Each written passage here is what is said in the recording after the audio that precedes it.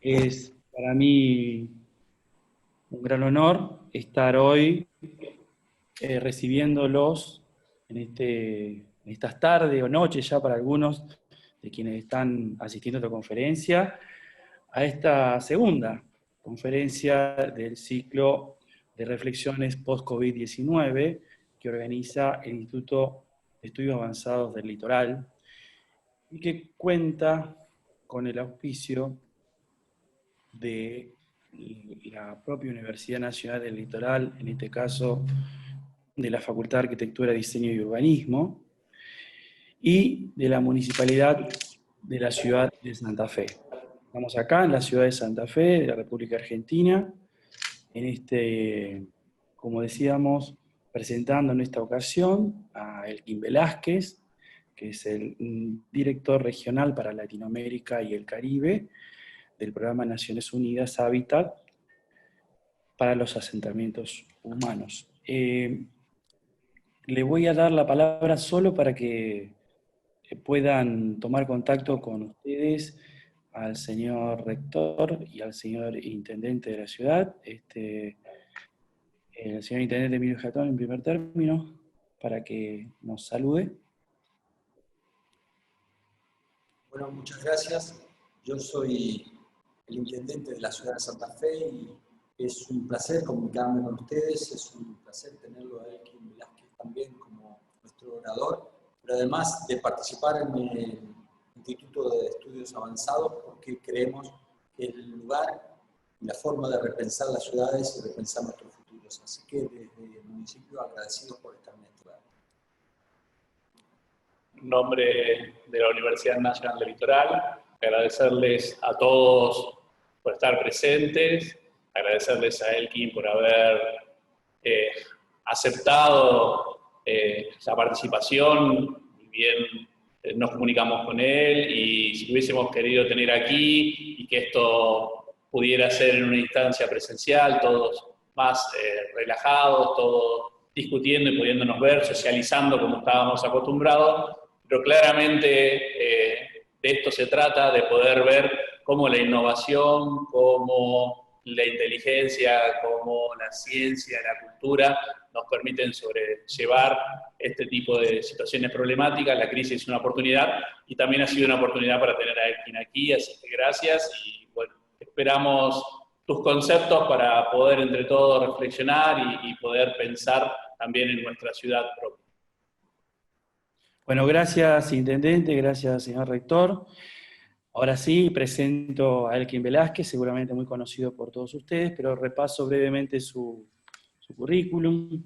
Elkin es administrador público de la ENA, que es la Escuela Nacional de Administración de Francia, PhD en Geografía, en la especialidad de Política y Ordenamiento Territorial de la Universidad de Grenoble, en Francia, y también es ingeniero de la Facultad de Minas de la Universidad Nacional de Medellín, en Colombia, de donde es oriundo, por cierto. Ha desarrollado trabajos e investigaciones en gobernabilidad, seguridad ciudadana, análisis de riesgo, política y perspectiva territorial. Ha sido asesor del secretario de Gobierno de Bogotá, del Ministerio del Interior, del gobernador de Antioquia, de la Vicepresidencia de la República en Colombia, consultor de la Unión Europea en Seguridad Civil y del PNUD y un hábitat en seguridad ciudadana local y descentralización. Ha sido profesor en las universidades EAFIT y El Rosario en Colombia, y profesor invitado en numerosas universidades. Ha sido investigador invitado a la Universidad de Montpellier, Francia, y es miembro asociado del laboratorio GESTER, Gestión de Sociedades, Territorios y Riesgos de esta universidad. Actualmente es docente investigador del Centro de Investigación sobre Dinámica Social de la Universidad Externado de Colombia en Bogotá y coordinador del Libro Blanco de la Seguridad Ciudadana y la Convivencia de Bogotá. Bien, así apretadamente, Elkin, ahora la audiencia es tuya. Recuerdo a nuestros video participantes que pueden participar mediante el chat con preguntas, y al finalizar la conferencia nos propondremos, en lo posible, hacer una suerte de conversación entre todos. Elkin, adelante. Muchas gracias, Sergio, y muchas gracias al señor intendente, al señor presidente de la universidad, también por la amable invitación a esta conversación, a esta charla. Agradezco al Instituto de Estudios Avanzados, por supuesto, por haber tenido la idea de esta conversación sobre cuando discutimos el futuro de las ciudades post-COVID, y yo inmediatamente le puse un punto de interrogación al post. Tal vez, y lo voy a mencionar, en América Latina vamos a necesitar adaptarnos a convivir durante un tiempo con el COVID. Una frase reciente que escuché en alguna de estas conferencias decía que lo único, en medio de tanta incertidumbre, lo único que sabemos del futuro post-COVID es qué va a hacer con COVID. Y probablemente, así suene a meme, no está muy distante de la realidad. Entonces, creo que también eso nos pone sobre la mesa una serie de consideraciones importantes y yo diría de determinantes también sobre cómo es que vamos a abordar esos próximos meses. Algunos dicen 1 año, 2 años, y para muchos sectores, ya lo saben, el futuro va a ser por allá en 2022. Algunos sectores, digamos, económicos. El futuro, como lo piensan, volviendo a una, comillas, normalidad de pandemia. Pero yo quisiera compartir entonces una serie de planteamientos de un formato más o menos libre. Por supuesto que esos planteamientos surgen en buena manera de lo que como ONU Habitat, entidad la cual represento en este momento en América Latina y el Caribe, como ONU Habitat hemos planteado en respuesta a lo que los Estados miembros de Naciones Unidas nos han solicitado, nos han pedido. Me voy a referir a esto en algún momento. Pero también de escuchar muchísimo y de recibir muchísimas preguntas, muchísimas dudas, muchísimos planteamientos sobre la forma en que en las ciudades de América Latina y el Caribe se está enfrentando este tema. Yo quisiera primero que todo entrar en un poco recordar la naturaleza de esta pandemia, la naturaleza de esta crisis.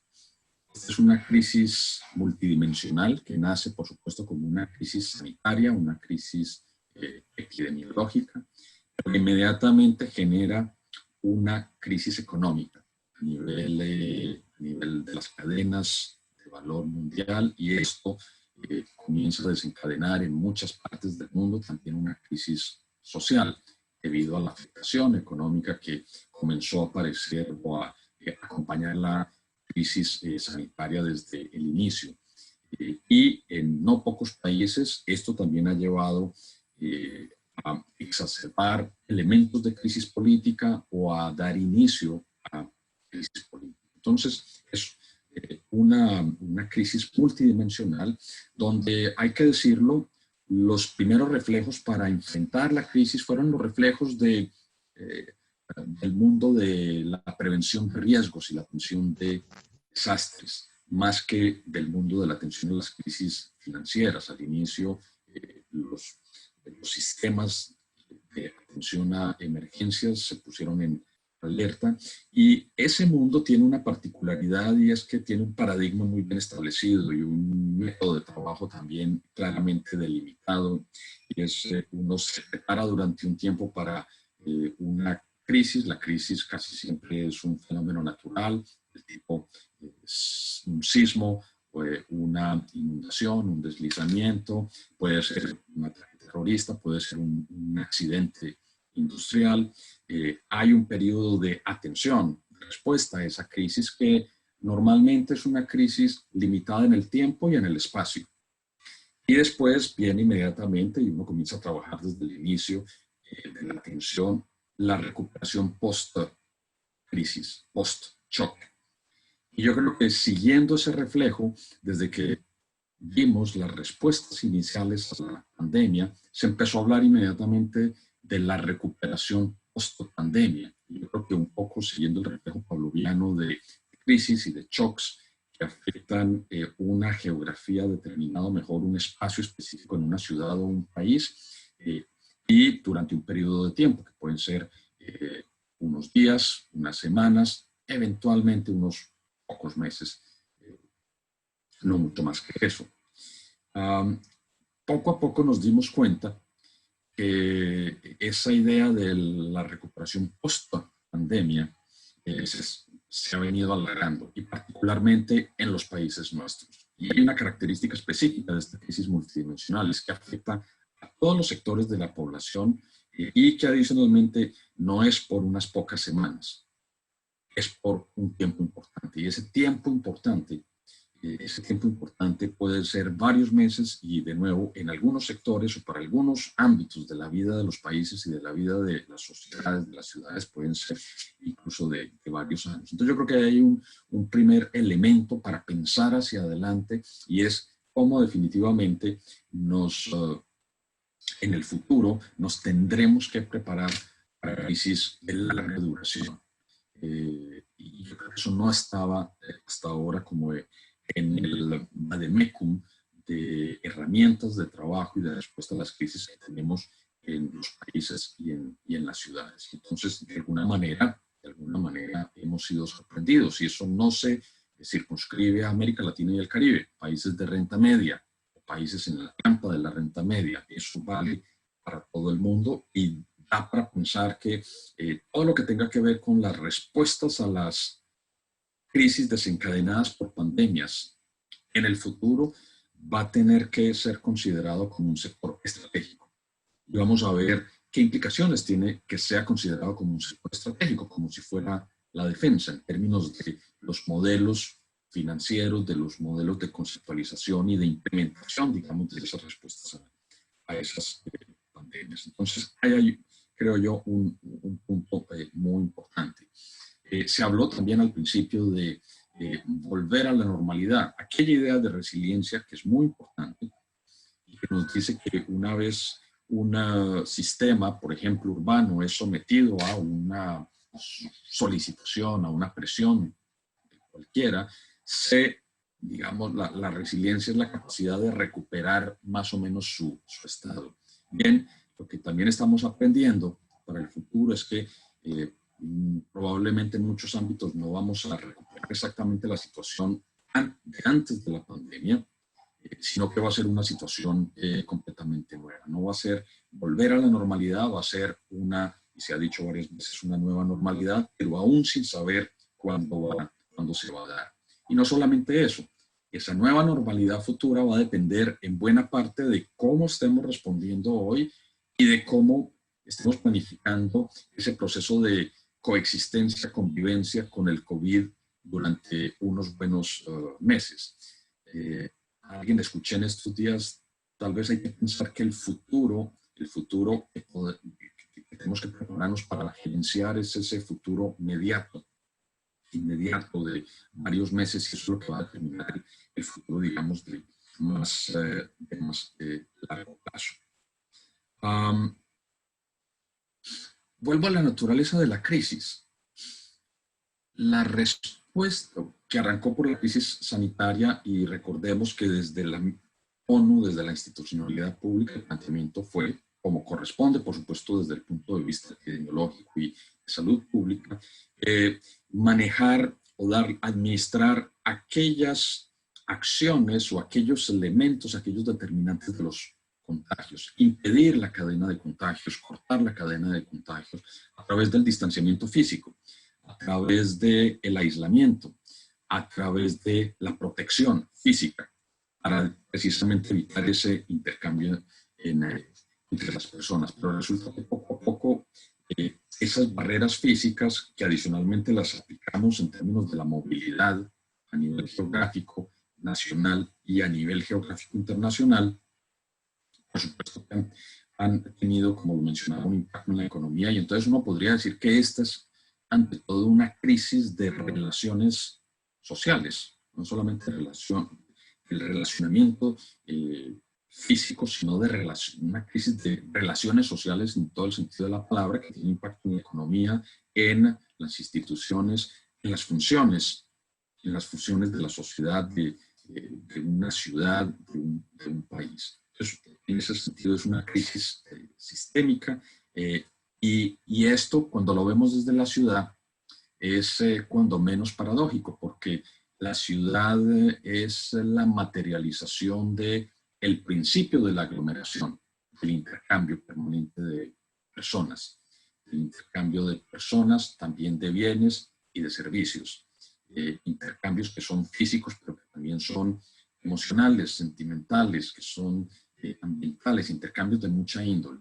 Entonces, para algunos comentaristas a nivel mundial, al inicio se llegó a plantear, bueno, esto pone casi que en tela de juicio el mismo concepto de ciudad. Y por supuesto que es importante dar esas discusiones, esos debates, y empezar a mirar qué es lo que todo este proceso pone en tela de juicio cuando nos estamos refiriendo a la vida misma en la ciudad, al hecho de ser habitantes de la urbe, al hecho de ser una generación de urbanitas, para hablarlo así. Entonces, sobre eso también podremos conversar, y muy rápidamente se planteó, oiga, pero es que el problema que existe es el de la densidad. Y como esta es una conversación que por supuesto es auspiciada también y hospedada por la universidad, entonces vale la pena una conversación sobre eso, incluido con contrafactuales y con argumentaciones, digamos, lo contrarias a la propia de algunos comentaristas. Y es, sí, en muchos sitios la densidad facilita el contagio, pero al mismo tiempo existe evidencia de que hay ciudades que están entre las más densas del mundo donde no hay contagios o se han manejado y administrado de manera conveniente. Taipei, Hong Kong, Seúl, sin contar otras ciudades de esos lados del mundo. Entonces, también queda la idea, no es sola per se la densidad, hay algo más, vamos a mirar. O recientemente hubo un estudio también mostrando que el sistema de aglomeración, transporte público, transporte masivo, era también un foco de contagio. Y eso apareció, por supuesto, en Nueva York. Y días después, semanas después, apareció también el hecho de que en París, en la retomada, o en Tokio, el sistema, lo que se está comprobando es que el sistema de transporte público no está en este momento generando un contagio masivo. Entonces, yo creo que también eso nos llama, y es uno de los principios que yo creo que tenemos que tener para abordar esta crisis, es hay mucha incertidumbre.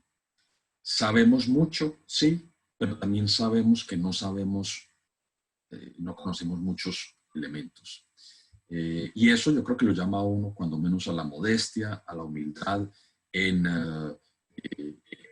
decirnos, vamos a necesitar muchísima más colaboración en las formas de abordaje de la ciudad, de la comprensión de las dinámicas de la ciudad y de digamos, la convivencia entre la ciudad y la epidemiología del contagio, con el fin de entender un poquito más. Y en algunos casos incluso nos va a tocar avanzar, tal vez con, no diré que con resignación, pero sí con mucha capacidad de observación en un proceso como en todo proceso, en muchos de los procesos científicos que nos han permitido avanzar, ensayo y error. Pruebas, análisis de sensibilidad, recalibración y volver. Y yo creo que ahí es particularmente importante en nuestra vida en las ciudades y entendiendo cómo son concebidas y vistas nuestras instituciones, hace necesario un componente muy importante de pedagogía.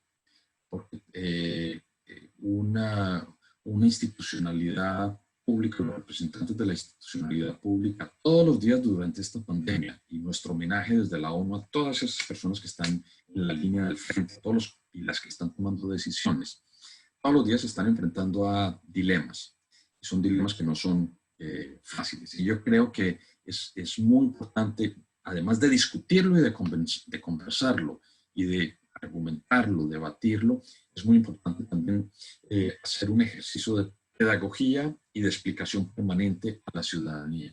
Nosotros lo que hemos identificado acá es la necesidad permanente de ejercicios de comunicación y de construcción, así sea virtual, de cultura ciudadana, porque esto necesita ser abordado, ojalá, en el mayor ambiente posible de confianza, de comunicación, de transparencia en la información.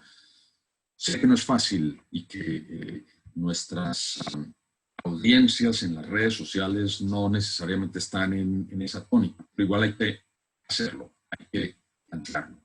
Mencionaba hace un rato que hay un elemento político también en la multidimensionalidad de la crisis relacionada con el coronavirus y con el COVID. Bien, es una realidad, hay que enfrentarla, pero yo creo que no nos debe separar de esa humildad frente a la incertidumbre y la necesidad de comunicar todavía más y de manera más pedagógica en nuestras ciudades frente a la incertidumbre. Y también voy a plantear unos elementos de dónde hemos visto que eso se ha hecho más o menos bien y de qué manera o cómo ha funcionado bien. La crisis nos llega con una serie de preguntas a las ciudades. Y el final de mi conversación va a ser sobre qué elementos vemos que vale la pena retomar y tal vez impulsar para esa nueva normalidad ya en el futuro. Pero antes de eso, yo creo que es muy importante también entender cómo nos encontró la crisis. Cuando esta crisis llega a América Latina, ya nos encontró en un mal momento, la verdad sea dicha, como región, en términos de las expectativas de crecimiento, de desarrollo de nuestra América Latina y Caribe, pero también en términos de la realidad. Ya las previsiones de crecimiento económico no eran buenas, adicionalmente seguimos siendo una de las regiones más desiguales en el mundo y esto, por supuesto, tiene una materialización en nuestras ciudades duales, segregadas, segmentadas, con una serie de brechas estructurales, por ejemplo, en términos de protección social. Sabemos que esto cambia, varía, es heterogéneo de un país a otro, de una ciudad incluso a otra, en un mismo país, en nuestros países tan diversos, pero esas brechas estructurales han estado ahí. América Latina es una región de ingreso medio y es una región que está en lo que algunos analistas llaman las trampas del ingreso medio. La trampa de la falta de inclusión social, la trampa de la relativa capacidad de nuestras instituciones o las asimetrías grandes en nuestras instituciones y, por supuesto, trampas o brechas relacionadas con la productividad. No somos una región productiva más allá de los modelos de desarrollo que aplicamos, digamos, sin entrar en ese planteamiento. Y adicionalmente nos encuentra con algo que no nos va a facilitar la vida, la verdad sea dicha. Nos encuentra en un momento complicado en términos de nuestra integración regional, el multilateralismo en la región. Hay una asignatura que tal vez hace unos años estábamos ganando, pero esa asignatura pasamos a perderla, la de la integración regional. Y como la pandemia es un fenómeno que va más allá de va allende las fronteras de los países, requiere, por supuesto, de muchísima colaboración con el vecindario y de muchísimo trabajo conjunto. Pues bien, la pandemia nos encontró francamente en una situación débil desde esa perspectiva. El impacto de la pandemia, la CEPAL nos lo ha planteado, vamos a tener 30 millones de personas en algunos de los escenarios, no necesariamente los más pesimistas, en la pobreza y unas 15 millones de personas que llegan a la extrema pobreza en unas ciudades, bueno, una sociedad urbanizada, la latinoamericana, y unas ciudades segregadas. Segregadas quiere decir que en la mayor parte de nuestras ciudades uno se encuentra con esta visión que se volvió, comillas, normal, y es una parte importante de la población que vive lejos del trabajo y en la mañana salen de un extremo de la ciudad a otra a través de ese transporte masivo, para el trabajo, también una altísima informalidad, y en América Latina, en nuestras ciudades, esto se transforma en una presencia grande de una realidad que son nuestros asentamientos informales, y que, como lo presenciamos en muchas ciudades, como lo vemos también a través de los medios, está ya teniendo impactos importantes en afectar a esa población más vulnerable. Si uno hiciera hoy en ciudades de América Latina un cruce entre dónde están los fallecimientos, las personas que están muriendo por COVID-19 versus las mayores vulnerabilidades socioeconómicas, y creo que no va a haber sorpresas, ya lo hemos visto en algunas ciudades en que la mayor parte de víctimas en América Latina, y que no son pocas ya, se están concentrando en estos barrios más pobres. Entonces eso sí nos está diciendo, no sabemos cómo va a ser el futuro, pero sí sabemos que tenemos que hacer. Esa tarea pendiente de entrarle de verdad a la desigualdad, no la podemos aplazar más. Si algo podemos decir con certeza, es que en el futuro América Latina va, si no solucionamos y si no trabajamos para superar esas brechas estructurales, en particular la de desigualdad, vamos a seguir teniendo muchos problemas aguas abajo o hacia adelante para enfrentar cualquier pandemia, cualquier crisis, o incluso para impedir el proceso de desarrollo. Bien, déjeme hablar un poco de, hablaba de 24 meses, varios meses de coexistencia con COVID. Y empezamos a pensar en un futuro, si se quiere, deseado, y deseado, planteado, discutido en muchas comunidades y en muchos barrios de América Latina. Un planteamiento importante va a ser el de qué tanto podemos reducir las vulnerabilidades en nuestros barrios. Parte de las vulnerabilidades en nuestros barrios y en la ciudad como un todo tiene que ver con la segregación socioespacial, con esta necesidad imperante de tener que atravesar toda la ciudad para tener acceso al trabajo, a los servicios básicos, incluso los sitios de esparcimiento. Entonces, cuando uno se sienta a hablar con comunidades en la región, hace una semana tuvimos una conversación con diferentes comunidades de barrios precarios en América Latina y el Caribe. Uno empieza a entender desde ese, no solamente desde la necesidad, sino también desde el saber vernacular, el saber de las comunidades, que sería muy interesante si las personas en este momento de convivencia con tanto COVID, en los próximos meses, no tuvieran que desplazarse tanto en la ciudad y que tuvieran acceso a, déjenme decirlo de esta manera más ordenada, a las funciones básicas de la ciudad: habitar, trabajar, aprovisionarse, cuidarse, aprender, descansar, en un ámbito de proximidad. Y muchos expertos están planteando la importancia de la ciudad de la proximidad. Y de hecho, cuando, por ejemplo, con los colegas de la OPS hablamos sobre dos elementos clave para atender la pandemia: quédate en casa y lávate las manos. Y eso no se puede cumplir en muchas de nuestras barriadas, en muchas de nuestras villas, en muchas de nuestras favelas. Empezamos a mirar que era muy importante tener también soluciones de proximidad conversadas con las comunidades. Las comunidades en muchos lugares están ayudándole a la institucionalidad local, subnacional o nacional, a encontrar soluciones prácticas para esa realidad. Soluciones que tienen mucho en términos de cómo encontrar soluciones concretas en la proximidad, en el barrio. Si ustedes van a Guayaquil, en un barrio precario, les aseguro que no van a aguantar mucho tiempo encerrados en una pequeña casa de 15, 20 metros cuadrados, conviviendo con 8 familiares. Más de 35, 40 grados de temperatura y en un ambiente de humedad altísima.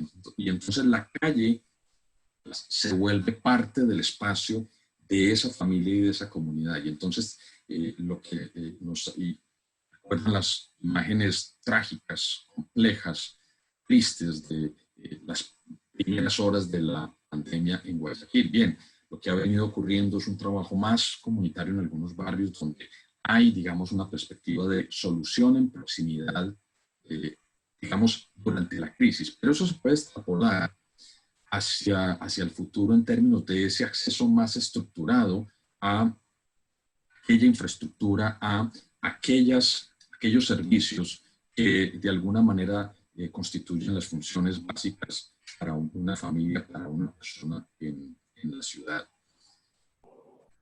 Barrios de proximidad en Europa, en París, por ejemplo, ya hablan de la ciudad de los 15 minutos. Por supuesto, la ciudad de los 15 minutos en el septiembre en París no tiene nada que ver con nuestras soluciones de proximidad y tienen que ser entonces soluciones muy concebidas para la necesidad específica local. Entonces aquí viene un punto importante y es, hablaba de el sector de salud se debería empezar a ver como un sector estratégico, pero lo otro que hemos aprendido sobre la marcha es que hay unas redes, no que hemos aprendido, que ya conocíamos, pero que necesitamos que esta pandemia lo ha hecho más que evidente, y es la importancia de las redes familiares comunitarias de cuidado a los enfermos, de cuidado a las personas mayores, a los adultos mayores, de cuidado a los niños, en fin. Hay todo un sistema de cuidados que es absolutamente estratégico y que forma parte, digamos, de todo eso que una ciudad moviliza para responder a la crisis sanitaria, sobre todo. Adicionalmente a la infraestructura de salud, a todas las personas que forman parte, digamos, del grupo humano que atiende el tema de salud. Además de eso, tenemos otros elementos clave. Tenemos las redes de cuidados, el sistema de cuidados, la economía del cuidado. Tenemos elementos adicionales que no habíamos integrado en esa lógica del cuidado, los espacios públicos. La existencia o no de espacios públicos en estas comunidades ha sido determinante, porque si no te puedes encerrar en tu casa por la condición de hacinamiento, pues ese espacio público es donde puedes estar una buena parte del día manteniendo la distancia física que las autoridades te están planteando. Pero adicionalmente, obra otra connotación la casa, la vivienda. La vivienda se vuelve un elemento fundamental del cuidado. Los bancos de desarrollo ya están planteando, por supuesto, tratar de facilitar recursos para inversiones, sobre todo en el sector de la construcción, en el momento de la post-pandemia. Algunos han planteado, mire, qué importante trabajar y apoyar con los gobiernos a las familias para que las familias puedan mejorar su vivienda, dotarla de condiciones mejores para enfrentar situaciones adversas en el futuro, por ejemplo, construyendo una habitación más, donde si mañana vuelve una pandemia o hay que aislar a uno de los miembros de la familia durante un tiempo pueda estar ahí. Entonces hay un nuevo sector estratégico para las ciudades, es el sector del cuidado. Incluye ese sector de la salud tradicional, que es la infraestructura, los medicamentos, el equipamiento, todo ese capital humano de los expertos, las expertas en salud, más toda esta parte de la economía del cuidado y que habría que internalizar en nuestros presupuestos y en nuestra forma de concebir la economía urbana. Ese es un elemento absolutamente fundamental. Vendría con otro que no voy a desarrollar mucho ahora, pero que es claramente importante, es el de la conectividad. La conectividad a Internet. No lo voy a desarrollar más de la cuenta, pero yo creo que es evidente, absolutamente, que hacia adelante, para enfrentar crisis, para convivir con condiciones complejas, para construir el futuro, nuestras comunidades necesitan conectividad casi que como un derecho, no solamente como un servicio, sino como un derecho. Entonces, cuidado, casa, y conectividad serían 3 Cs en esa ciudad de la proximidad.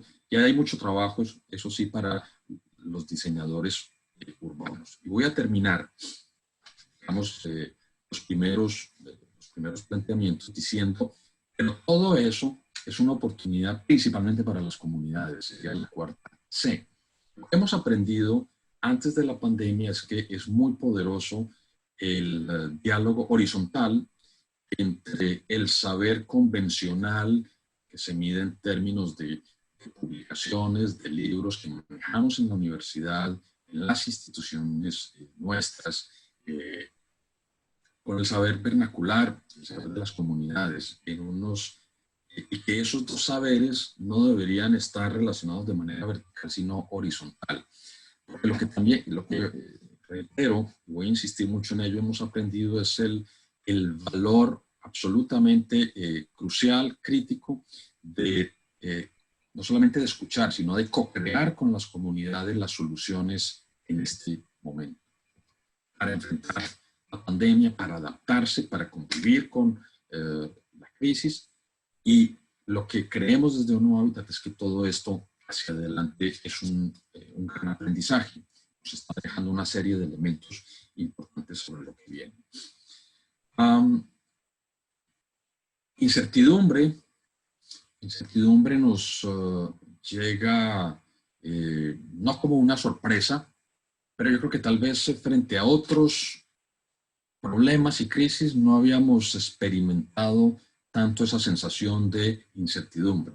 Si ustedes retroceden 2 meses o 3 meses, se empezarán a dar cuenta que ustedes mismas no se hubieran imaginado en dónde estamos. Y si ustedes mismos hubieran escuchado a los expertos del momento, ninguna hubiera planteado dónde estamos hoy.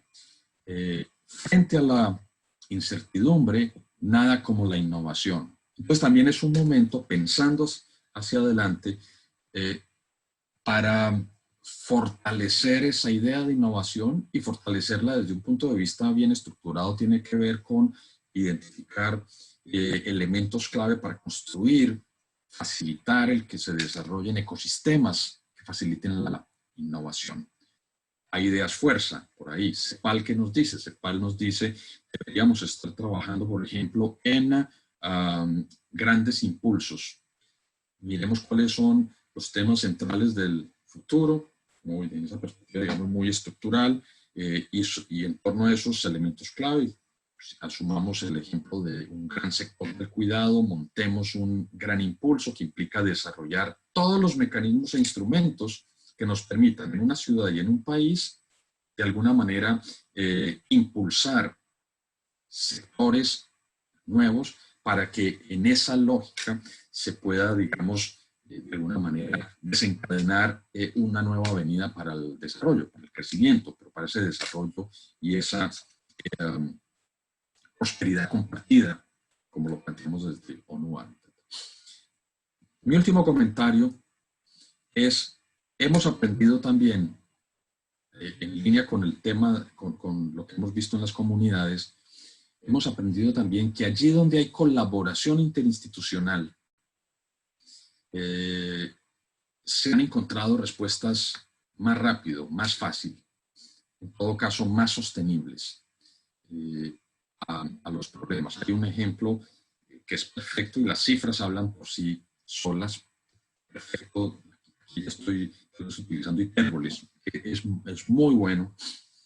Es el ejemplo del protocolo para el trabajo en asentamientos informales desarrollado en Costa Rica. Y entonces un protocolo, digamos, con toda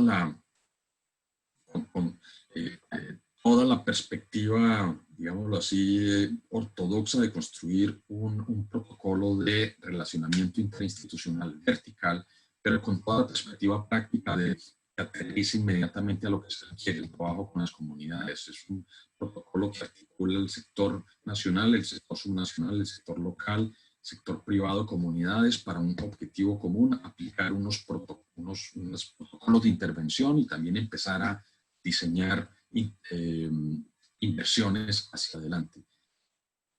Costa Rica lo propuso desde muy temprano a través de ONU Habitat y a través de de MINURBI, que es la Asamblea de Ministros y Ministras del Ramo en la región. Digamos, se compartió, se discutió.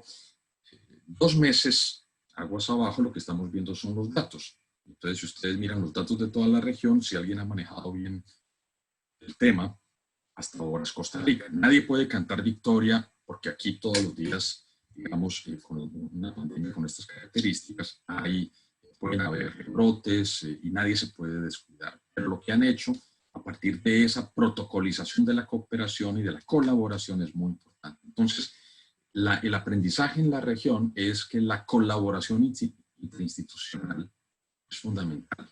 Tiene mucho que ver también con la capacidad de tener acuerdos sobre lo fundamental en nuestras sociedades, poner de lado en lo posible polarizaciones políticas o debates políticos o concentrarlos donde deben estar, pero en algunos temas como estos, los de salir de la crisis, yo sí creo que es muy importante ese tipo de acuerdos sobre lo fundamental y de trabajo conjunto. Integración con innovación y el centro de todo, no dejar a nadie atrás en esta sociedad latinoamericana tan desigual que nos materializa esas desigualdades en nuestras ciudades y entonces, por supuesto, la necesidad de, junto con integración e innovación, poner a las familias, a los hogares en el centro en una lógica de inclusión, y ese es un punto fundamental, habida cuenta de cómo nos encontró la epidemia. Ya veníamos, recuerdan, en 2019 con una gran cantidad de manifestaciones sociales aquí y allá en toda la región. Mucho por hacer hacia adelante, muchos elementos, digamos, de esta perspectiva gruesa que nos permiten construir el futuro, pero de nuevo con mucha humildad también reconociendo que hay muchísima incertidumbre todavía y es el liderazgo local, creemos nosotros, el que nos va a permitir ir encontrando los caminos y, por supuesto, adaptados a las necesidades de cada una de las ciudades, de cada uno de los barrios. Tal vez lo dejo por aquí para la conversación. Creo que ha sido ya bastante largo. Entonces, Sergio, si te parece, te paso la palabra y seguimos la conversación. Bueno, Elkin, muchas gracias por esta visión tan integrada que nos diste del panorama. Y han aparecido muchas preguntas en el chat. Yo creo que una primera reflexión que quería hacer es que esto que dijiste al principio de todo, y que me pareció muy interesante, esto de cómo el enfoque sanitario, por así decir, dominante en este caso, se queda efectivamente corto porque no es solamente una crisis de salud, evidentemente, lo decías vos, primero una crisis económica y deviene una crisis social. Y eso es lo que está en cierre, incluso en muchos países de Latinoamérica, es evidente cómo esto ha agitado la alta conflictividad social ya que estaba en ciernes, ¿no? Entonces, una primera pregunta disparadora podría ser, ¿qué se te ocurre, debería ser en todo caso, una gestión, digo, más allá de esto que terminabas diciendo, basado en el futuro, sino desde los gobiernos, por ejemplo, ¿cómo podrías ver otro enfoque alternativo a esto, ¿no? Sergio, si me permites una propuesta, ¿qué tal si recoges 2 o 3 de las preguntas que Bien. hay? ¿Mm? Bueno, vamos a hacer un ping-pong, entonces, eligiendo algunas, porque tenía que ver con alguien que pregunta acá sobre la falta de políticas públicas en relación a los servicios esenciales y que esta emergencia sanitaria patentizó aún más, ¿no? Porque esto que decías, te mandan a lavarte las manos y, bueno, En algunos casos ni siquiera está esa agua potable, ni siquiera están las condiciones mínimas esenciales, o te mandan a aislarte en tu casa, y la casa es la que decía, de 10 metros cuadrados y viven 6 personas. Entonces no se puede estar ahí adentro. Bueno, la pregunta que hacían acá era la opinión sobre esta falta de políticas públicas que están evidentes en nuestros países de Latinoamérica. Hay otra pregunta que relaciona a las fortalezas que puede tener el sistema educativo para dar respuesta a esta emergencia.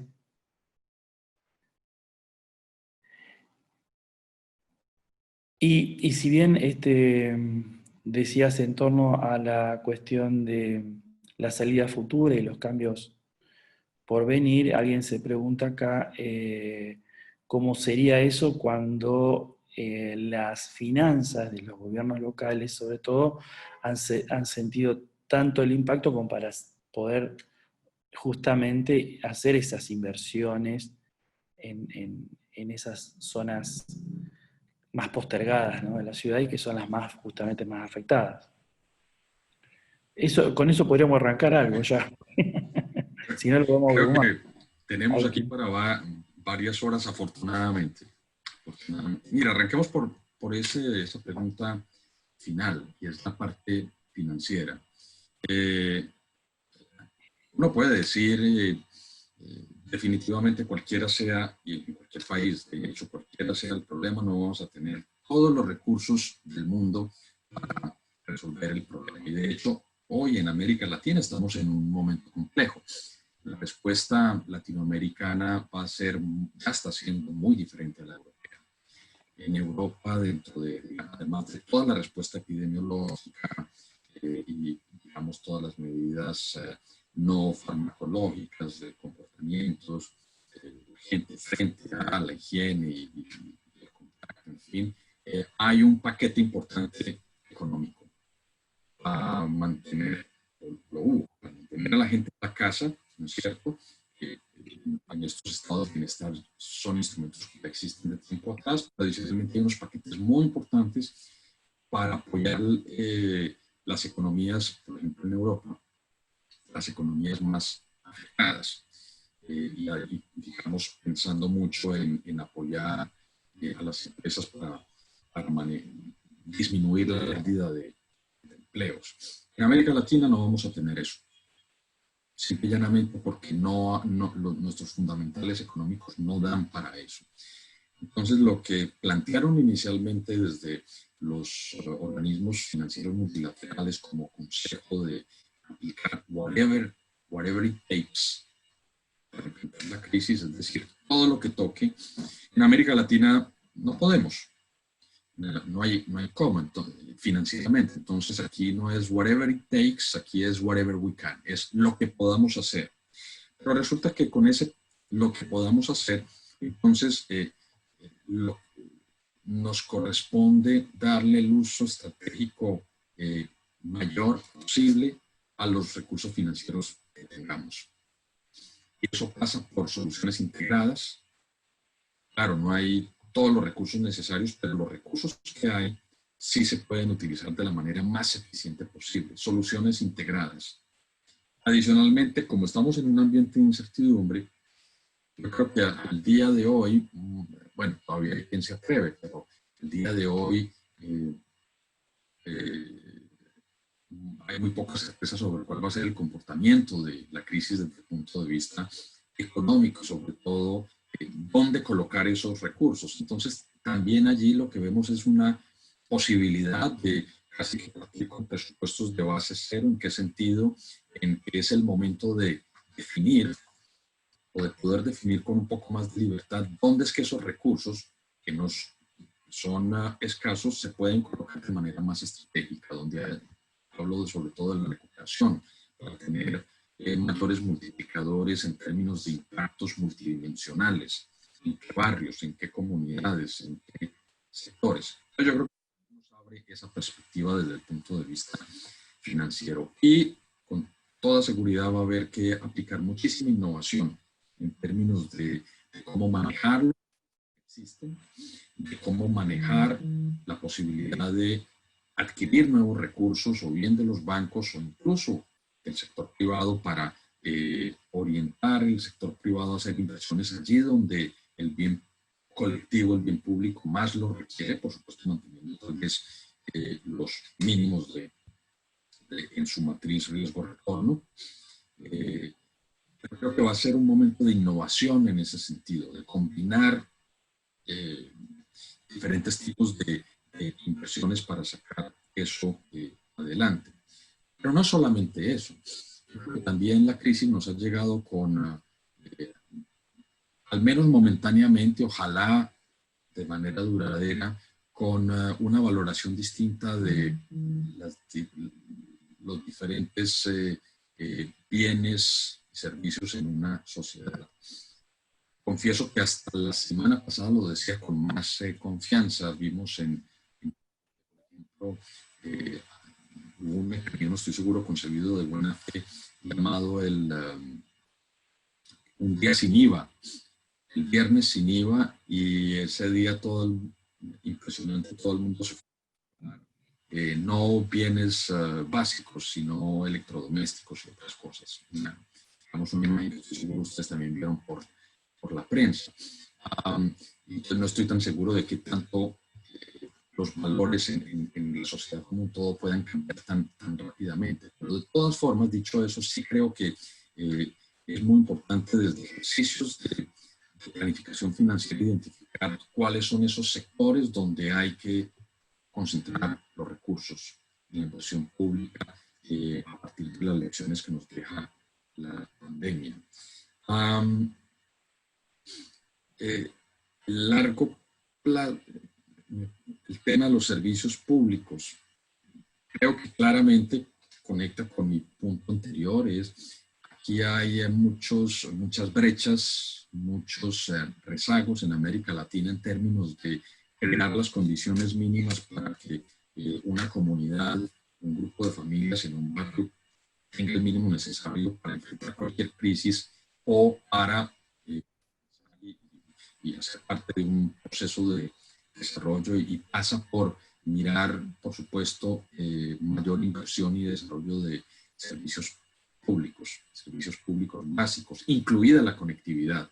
Pero fíjense que eso también da lugar o abre espacio para la innovación. ¿Cuáles son los modelos financieros que nos permiten avanzar más rápidamente en dotar a nuestras comunidades de las redes de servicios públicos que se requieren? Eso creo que ese va a ser uno de los temas. Nosotros lo que planteamos desde ONU Habitat es operaciones urbanas integrales. Claramente, lo que sabemos a partir de muchísimos ejemplos en el mundo es que en lugar de inversiones sectoriales, lo que hay que buscar al máximo son inversiones en torno a proyectos integrados de territorio y de barrios. Es muy, muy importante. El tema de creo que se mencionó el tema también de la producción de alimentos en alguna de las preguntas. Ese es un sector también estratégico, como el de la salud. Muchas comunidades en este momento en América Latina, muchos barrios están teniendo problemas graves de abastecimiento, de acceso, primero por la crisis sanitaria sensu stricto, el lockdown, el aislamiento, el encierro, la cuarentena. Pero en adelante va a ser por la crisis económica. Entonces ahí también es importante buscar esas formas de integración entre aspectos entre lo urbano y lo rural, claramente. Y yo creo que ahí hay dos líneas de trabajo. Una es la seguridad alimentaria, porque la seguridad alimentaria nos abre oportunidades muy grandes también para construir nuevos modelos de funcionamiento, nuevos modelos de negocio, nuevos modelos inclusivos que permitan asegurar o garantizar la seguridad alimentaria, y también manejar esas cadenas de valor y las infraestructuras que soportan esa función. Esta es una reflexión importante. En muchas ciudades de América Latina fueron los mercados, y siguen siendo los mercados populares tradicionales, sitios de alto contagio, de poca prevención.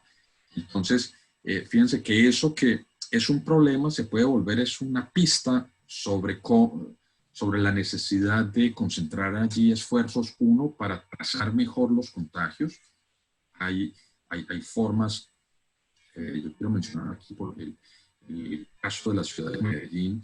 Ellos hasta ahora han sido buenos en la trazabilidad. No tienen tanto los aplicativos de los coreanos del sur, o en China, donde por aquí uno sabe exactamente, o la autoridad de salud sabe exactamente con quién estuvo en contacto, y si uno de los con que estuvo en contacto resulta positivo, inmediatamente yo voy a recibir un aviso por acá. Aquí lo que ha habido es un esfuerzo humano, principalmente en Medellín, para casi que es como sabuesos ir a la búsqueda de todos esos contactos, y eso ha trabajado muy bien en torno a los mercados, sabuesos, digamos, del sector de salud, del servicio de epidemiología, para identificar a esas personas e inmediatamente, por supuesto, darles la orientación necesaria sobre lo que implica en esa condición de potencial contagio.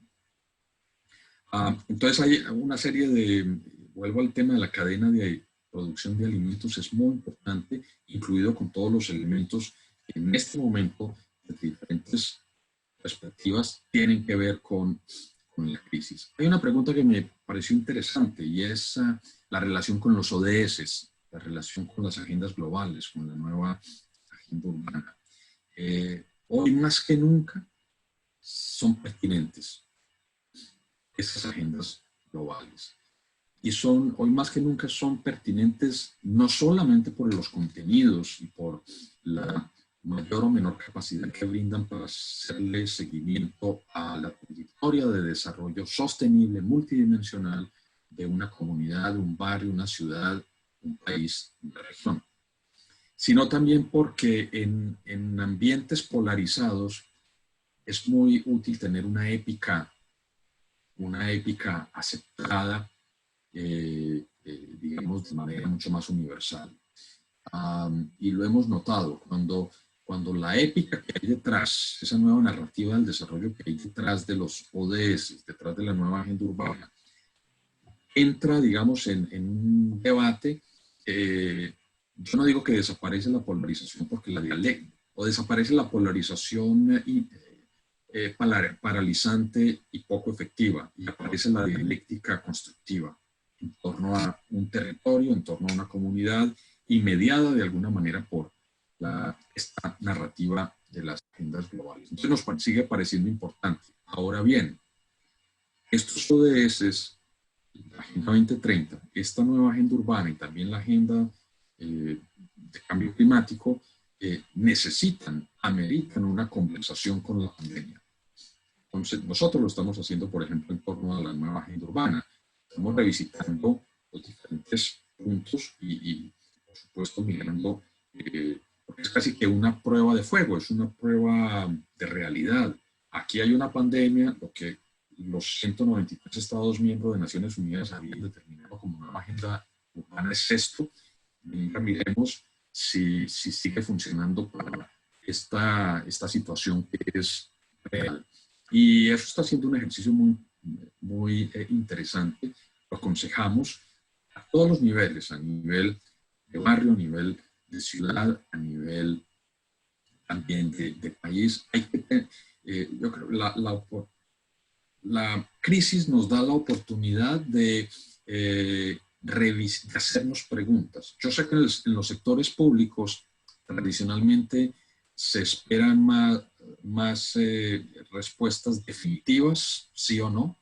Digamos, nuestro modelo de institucionalidad y de forma de establecer la ley, las políticas públicas son muy de sí o no. Hay poco espacio en términos generales para los grises, para las dudas, pero la realidad es tosuda. La realidad está llena de incertidumbres, de posibilidades de avanzar, incrementalmente, dicho sea de paso. La pandemia es una oportunidad para revisitar los ODS, la nueva agenda urbana, y mirar, uno, ¿Qué tanto nos vamos a atrasar? Esa es una posibilidad real. Pero adicionalmente, ¿qué tanto margen de adaptabilidad necesitamos?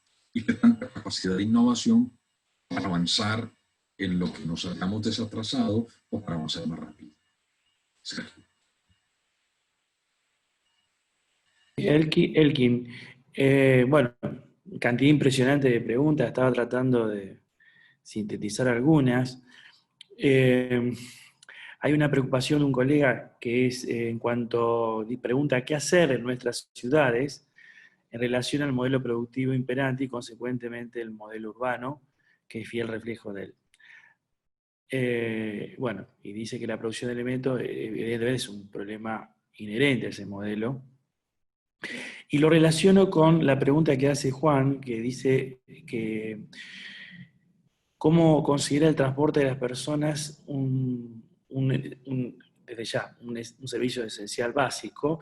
En ese sentido, ¿qué opinión tienes tú, Elkin, el paradigma de movilidad autocéntrico arraigado en nuestras ciudades, con un reparto de espacio público tan desbalanceado a favor del automóvil y que produce tantas externalidades, contaminación, siniestro, congestión?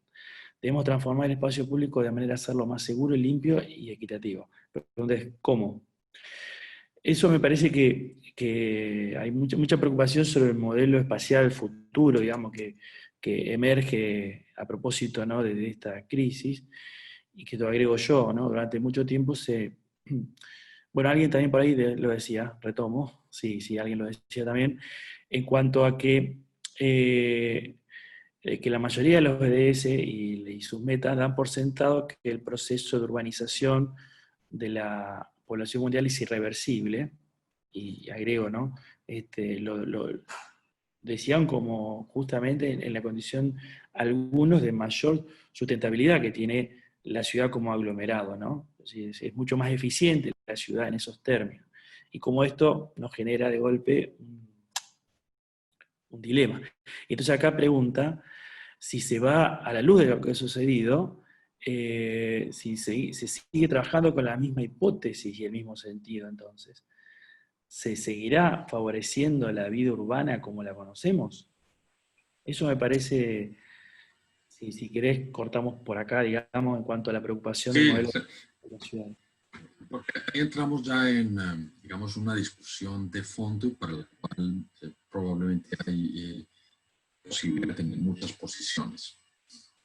De hecho, posiciones que no difieren mucho en términos de la cantidad de posiciones que cuando estábamos discutiendo la nueva agenda urbana en el mundo. Entonces, recuerdo posiciones muy respetables y complementos muy bien elaborados sobre por qué una nueva agenda urbana y no más bien una nueva agenda rural. O por qué la nueva agenda urbana va a promover el desarrollo de las ciudades en lugar de concentrarse en evitar el desarrollo, digamos, el desarrollo y el crecimiento de las ciudades. Y esas dos preguntas están volviendo a aparecer.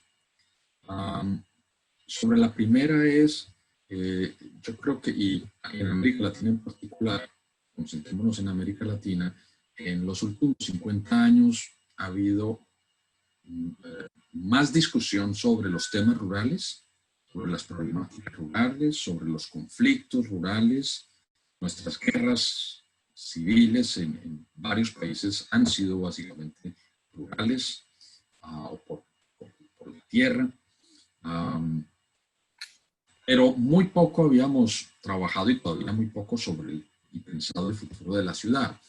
Muy a pesar de que la tendencia de la región ha sido la de urbanizarse. Entonces el planteamiento era, no es que se esté dejando de lado pensar en lo rural, sino que por una vez hay un esfuerzo global, regional, para pensar también las ciudades. Porque el problema es que si no las pensamos y siguen creciendo de manera desordenada, esto viene con un impacto mayor para las comunidades y las personas que se siguen yendo a las ciudades. Y las personas y las familias que siguen yendo a las ciudades lo hacen por un tema de oportunidades. oportunidades en términos de servicios, y entonces aquí aparece lo que tú comentabas, el factor económico por un tema de eficiencia. Tú puedes con unas inversiones específicas tener mucha más población, ergo tal vez facilitarles las condiciones para que más rápido salgan de la pobreza. Entonces había todo ese argumento que en el fondo sigue siendo válido.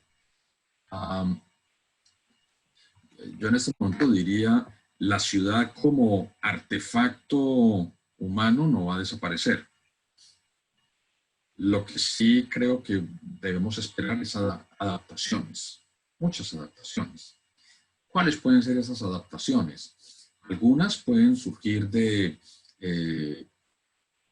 digámoslo así, planteamientos, orientaciones pensadas, planificadas. Sistemas de incentivos montados a través de instrumentos. De hecho, en este momento lo estamos viendo. Estamos, si sea de manera temporal, circunscribiendo, limitando la movilidad de personas, incluso entre municipios, entre pagos, ¿cierto?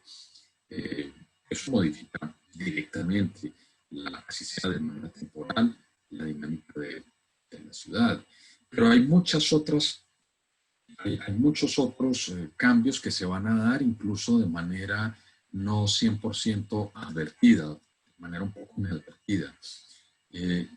Lo que veo es que la pandemia ha generado de todas formas un sentimiento colectivo de miedo al contagio y también de búsqueda de cómo protegerse o de quién lo proteja o la proteja. Y lo que sí sabemos es que los miedos, pues, las fobias generan comportamientos. Yo creo que está todavía el impacto de este, comillas, experimento social, global, regional, de tener a toda la población en la casa por 2 meses, 3 meses, 4 meses. Y ahí va a ser importante pensar cuáles van a ser los comportamientos. Por ejemplo, si ustedes empiezan a mirar análisis, preguntan a los epidemiólogos, ustedes irían, ¿cuánto tiempo se demorarían ustedes para ir donde la peluquera, el peluquero? O a arreglarse las uñas, y muchos dicen en 2 años. ¿Por qué? Porque hay una percepción alta del riesgo. Entonces se ha desarrollado una alta percepción de riesgo, no hablemos de miedo. Percepción de riesgo combinado con aversión a ese riesgo, y eso determina comportamientos.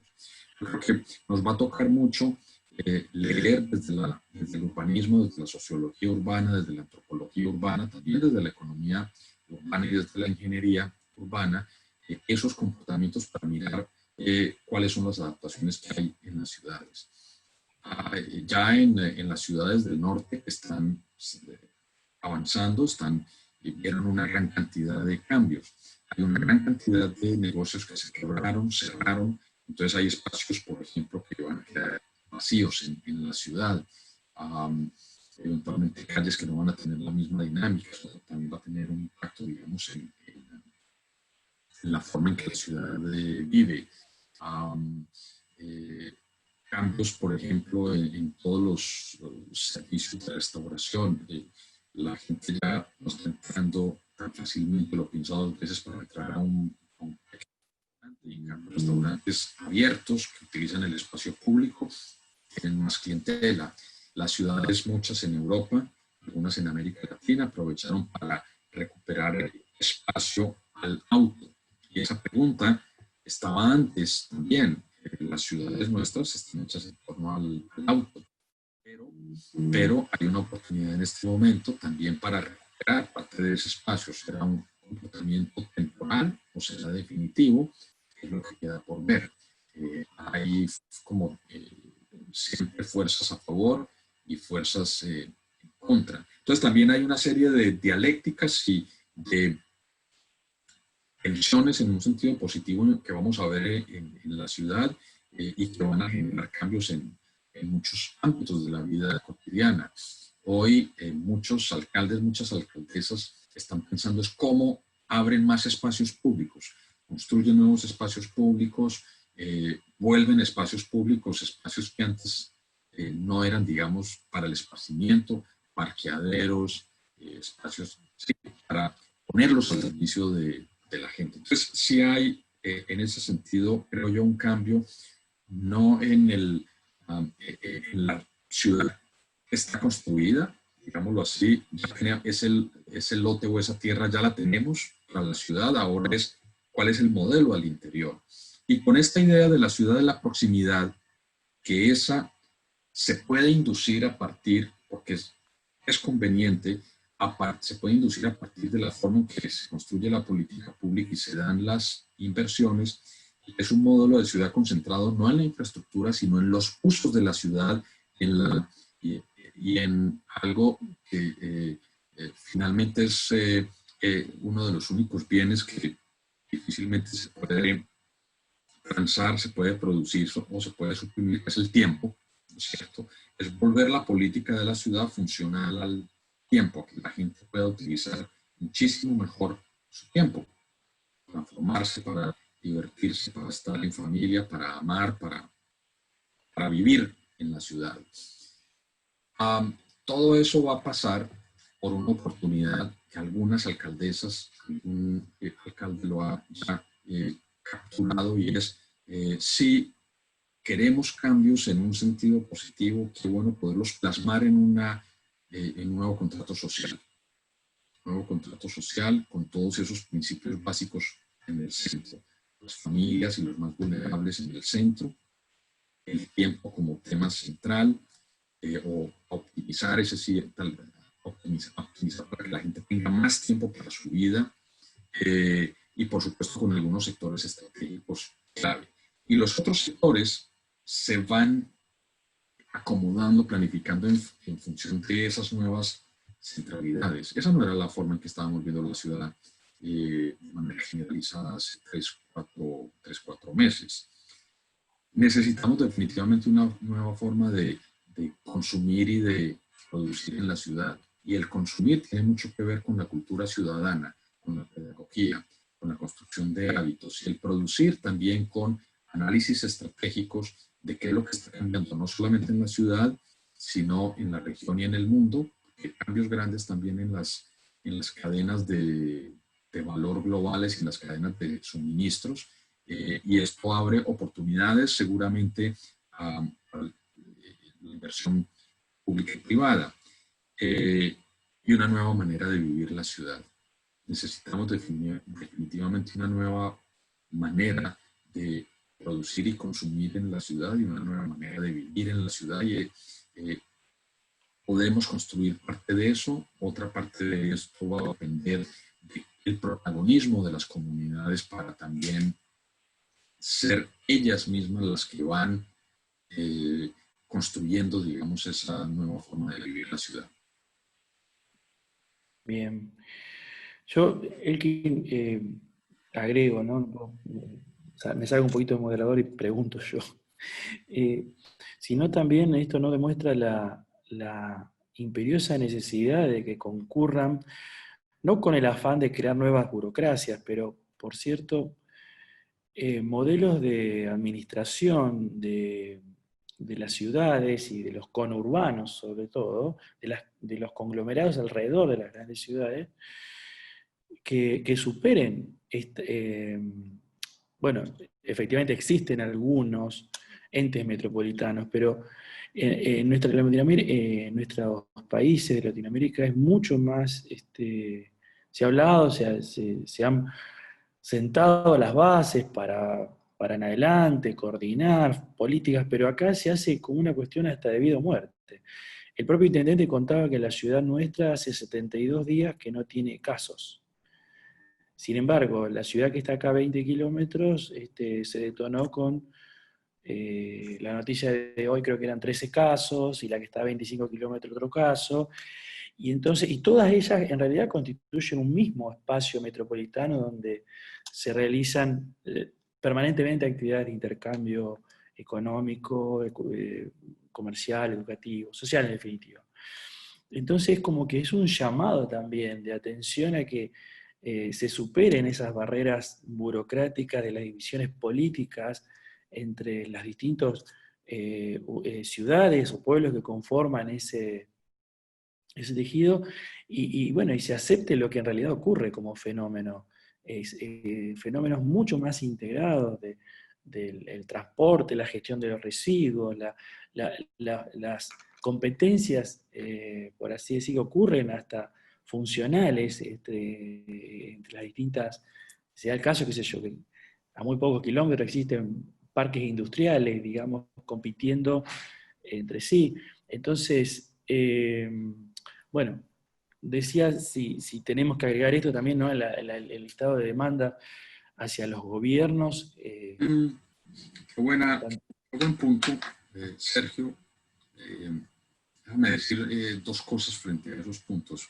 Definitivamente en la atención a esta crisis, o las crisis que era respuesta, recuperación, resiliencia. Comencé con ese modelo paradigma de atención a crisis. Yo creo que aquí aparecen dos cosas. Una es la convivencia, que es el periodo de retorno que va a ser muy largo, y hay otra R, que es reforma institucional. Estamos convencidos de que este es un momento como mínimo para volver al tablero y mirar nuestra institucionalidad, porque si estamos buscando objetivos distintos, por ahí también hay que mirar cuáles son las reformas institucionales que requerimos, qué necesitamos distinto en nuestra institucionalidad. Y entonces eso permite diferentes ángulos de abordaje. El Estado-Nación es un invento del siglo XVII. La forma de nuestra institucionalidad, digamos, es más reciente de nuestro modelo de democracias liberales de este siglo, y tiene una característica, por ejemplo, y esto ya admite innovación y cambio, son sectoriales. Intendente, tú tienes un secretario, una secretaria de salud, un secretario, una secretaria de movilidad, un secretario, una secretaria de seguridad, y el presupuesto tiene en términos generales también esas líneas, y eso ocurre en Estados Unidos, eso ocurre en París, eso ocurre en el estado de São Paulo, ¿sí? Entonces, y estamos hablando de que necesitamos intervenciones, conceptualizaciones y desarrollos mucho más integrados e integrales. ¿Cómo acompañamos desde ese formato institucional, ese formato de presupuestación, esa integralidad? Hay herramientas, pero no están suficientemente diseminadas, desarrolladas, porque todas vienen con un elemento de complejidad, o no están siendo soportadas en la ley, o es más fácil, si yo soy el secretario de Educación, tener solamente mi presupuesto de educación, porque si no tengo que invertir más tiempo. O sea, hay una serie de elementos reales. Lo integrado, hay que saber que tiene un mejor impacto aguas abajo, pero que tiene también una necesidad de inversión en tiempo, en construcción de protocolos de trabajo, y digamos de que toda la cadena de valor de la política pública pueda ir con esa integración. Esa integración no es solamente multidimensional. Nosotros, por ejemplo, desarrollamos un índice que se llama el City Prosperity Index, el índice de prosperidad urbana, es una prosperidad multidimensional. Y, por supuesto, trabajamos cada indicador de manera separada. Y lo que es curioso es que hacemos un esfuerzo descomunal para integrar, pensando en que hay que implementar de manera integrada, pero después cuando los presentamos y los discutimos nos dicen, oye, ¿y cómo salió mi sector de cultura? Entonces otra vez nuestro formato es para mirar de manera sectorial, ¿sí? Y es porque no es fácil. Cuando planteamos el barrio de la proximidad o la ciudad de los 15 minutos, estamos hablando de esa integralidad. Entonces ahí hay una forma, digamos, necesaria, importante, que admitiría procesos de reforma. Ya hay herramientas, ya hay cosas probadas aquí y allá, pero eso todavía no existe a escala. Y si uno quiere tener impactos múltiples en el cambio climático, en nueva agenda urbana, en ODS, en recuperación post-pandemia, la perspectiva integrada es fundamental. El segundo elemento que admite reforma es el de la conversación horizontal con la comunidad. Entonces eso implica muchas cosas. Eso implica, digamos, que, para decirlo de manera simple, nuestro Estado y nuestras instituciones están diseñadas para tener administradores y administrados. Básicamente, legisladores y otros, comillas, legislados. Autoridad y digamos, la hemos utilizado y hemos desarrollado toda una cantidad de procesos para que esto funcione. Y estamos hablando ya de manera contemporánea de participación ciudadana, co-creación con la comunidad, y sabemos que ese es el camino, pero la institucionalidad y los instrumentos todavía van atrás. Entonces, ahí hay un espacio importante para innovación. ¿Cuál es esa forma de facilitar esa conversación? Y con la mano en el corazón, no es fácil. Hay tiempo, hay que dedicar, hay que hacer ensayos, pero ese es un camino que adicionalmente es muy rentable. Déjenme utilizar ese concepto, rentable socialmente, es decir, genera mucho retorno en términos de construcción de confianza entre el Estado y las comunidades. Entonces, eso frente, digamos, a la parte institucional. Entonces, yo creo que hay oportunidad para revisitar estructuras institucionales hasta donde sea posible, estructuras de presupuestación hasta donde sea posible, estructuras de co-creación con las comunidades, como mínimo. Viene el tema metropolitano. Hace 10 días tal vez teníamos una conversación también en Argentina con Carlos Moreno, que es el asesor de la alcaldesa de París en la ciudad de los 15 minutos, y con Saskia Sassen. Yo le preguntaba a Carlos, porque además ellos han utilizado el tema de la ciudad de los 15 minutos. Para mí eso es una innovación impresionante como un elemento de la campaña política. Yo decía, ¿cómo hacen para comunicar esto en un evento, en un proceso político? Porque la ciudad de los 15 minutos o la ciudad de la proximidad es un tema técnico. Entonces le decía, frente a ese planteamiento, ¿cuáles son las críticas que reciben? Y Carlos Moreno nos decía, mire, aquí el tema es que si desarrollamos, nos dicen que lo que vamos a desarrollar son, para los que han estado en Francia, village gaulois, aldeas galas, ¿sí? de cada, digamos, como pequeñas ciudades amuralladas, cuando hablamos del barrio de la proximidad. Pero no hay tal, porque precisamente se trata es de construir, déjenme un neologismo, permítanmelo, un endogenismo conectado o un endogenismo hiperconectado. Porque claramente la idea es que haya barrios de 15 minutos, pero que adicionalmente esos barrios tengan una identidad. Hoy está saliendo un libro y estaba comentando, se llama Patrimonio Vivo, una comunidad en un barrio pobre en Medellín, se dedicó a montar su historia, un barrio reciente, con todos los problemas que uno puede, un barrio que resume todos los problemas de Colombia, háganme el favor, todo lo que puede haber en ese barrio, migración, conflictos, gente que estuvo en tantas guerras, en fin. Y entonces se dedicaron a hacer de sus historias el patrimonio vivo, que está sustentando también una propuesta de integración a la ciudad. Es un barrio en toda la mitad de la ciudad y era el basurero. Claro, es un ícono.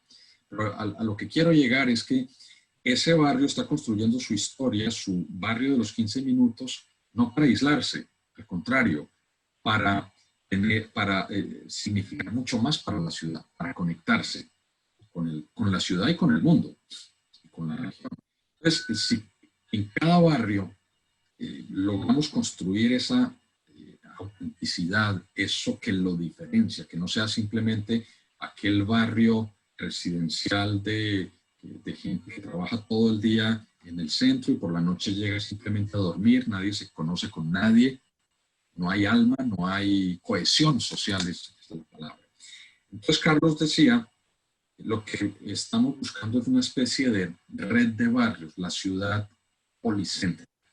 Entonces ahí conecto con temas muy más técnicos.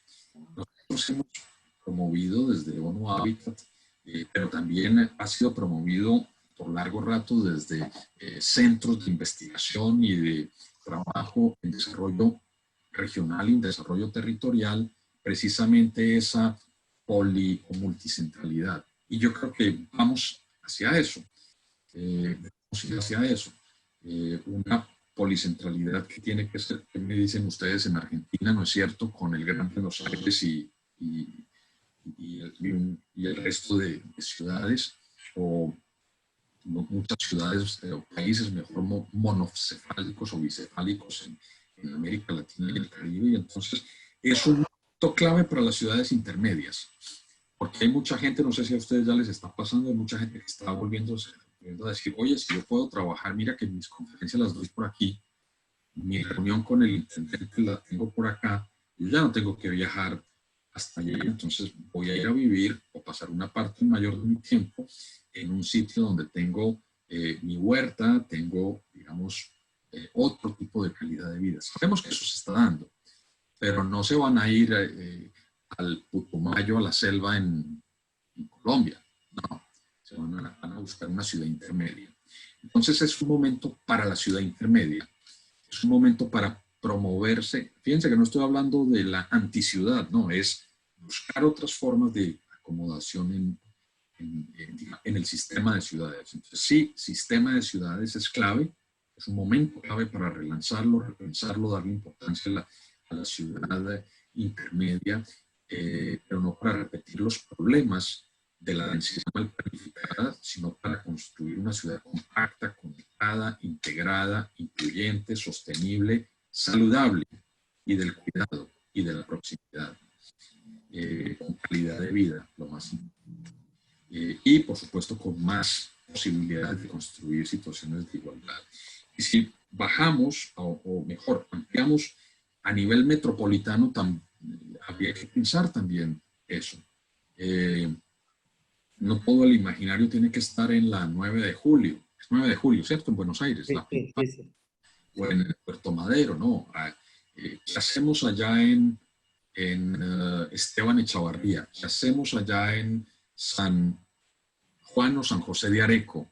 ¿Qué hacemos allá en Matanzas? ¿Cuáles son esos elementos o cuál es el equipo de fútbol que va a estar allá que nos va a atraer y en torno a ese construimos una centralidad? Cada territorio, cada barrio puede tener un elemento que le permita construir esa singularidad, esa atractividad, ese elemento de cohesión social primero que todo, ese patrimonio vivo, esa historia. ¿Cuál es la reforma? ¿Cuál es la adaptación institucional que permite seguir avanzando en esa lógica? No me malentiendan, yo creo que el progreso, la evolución social no es un tema de Big Bang, no es un tema de grandes pandemias y mañana cambió todo, no. Sigue siendo incluso con las pandemias un tema de incremental. El progreso social, económico es incremental si aspiramos a que sea incremental, pero más acelerado. Y ahí es donde podemos, creo yo, hacer la diferencia. Este tema es fundamental. Sistema de ciudades, sistema de barrios, ciudad. Muy bien. Bueno, por razones de horario debemos ir cerrando. Quiero agradecerle profundamente la disposición y la generosidad de Elkin para con nosotros.